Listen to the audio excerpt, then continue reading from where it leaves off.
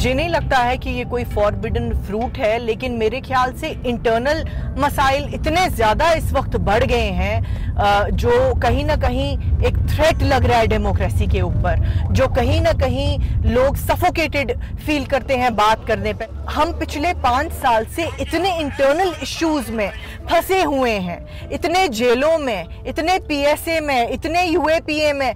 ये लोग इवेंट्स पे लीडरों के दरवाजे पे पुलिस भेज देते हैं हर इवेंट पे। तो कहीं ना कहीं ये जो माहौल बना है ना सफोकेशन का, इंटरनली इसको जो हम इस वक्त फाइट कर रहे हैं, तो कहीं ना कहीं इस फाइट में लगे हुए हैं। लेकिन वो जो मसला है इंडिया पाकिस्तान रिलेशनशिप्स का, मुझे नहीं लगता है कि वो कभी भी साइड लाइन होगा या होना चाहिए। वो हमेशा रेलेवेंट रहेगा और हम उसकी बात हमेशा करेंगे।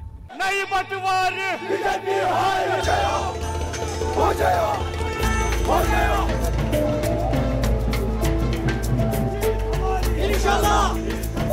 हम तुम्हारे साथ हैं।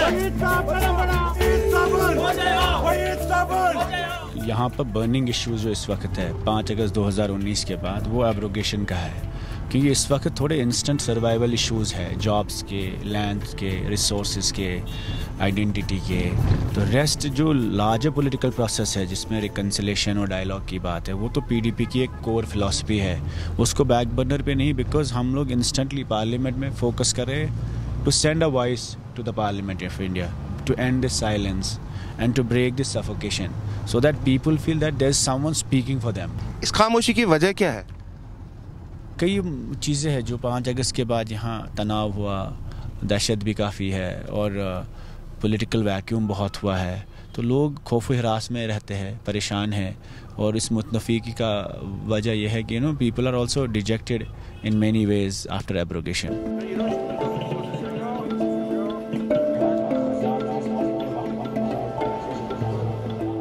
जम्मू कश्मीर के लोगों को जो सबसे बड़ी इस वक्त ज़रूरत है वो आवाज़ की है, क्योंकि यहाँ काफ़ी सन्नाटा है, खामोशी है और लोग बात नहीं करते। तो हम इलेक्शन के थ्रू लोगों तक जाना चाहते हैं। It heels people, it also gives them voice. ये पार्लियामेंट इलेक्शन है, असम्बली में एक पूरा मैनिफेस्टो आएगा, बट इस वक्त क्योंकि इमीडिएटली यहाँ सफोकेशन है, साइलेंस है, तो हम उसकी बात कर रहे हैं। The moment people start talking about the core issues will come out. The first thing is to break the silence.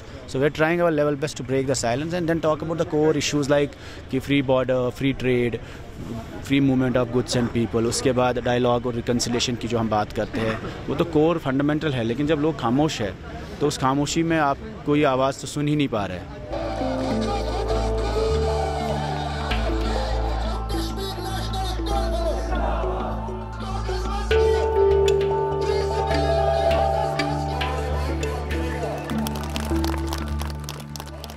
एक 2 साल पहले हमारे साथ क्या हुआ है, कश्मीर के साथ कौन सा बर्ताव किया गया, इसके खिलाफ हम वोट डालने जा रहे हैं आज।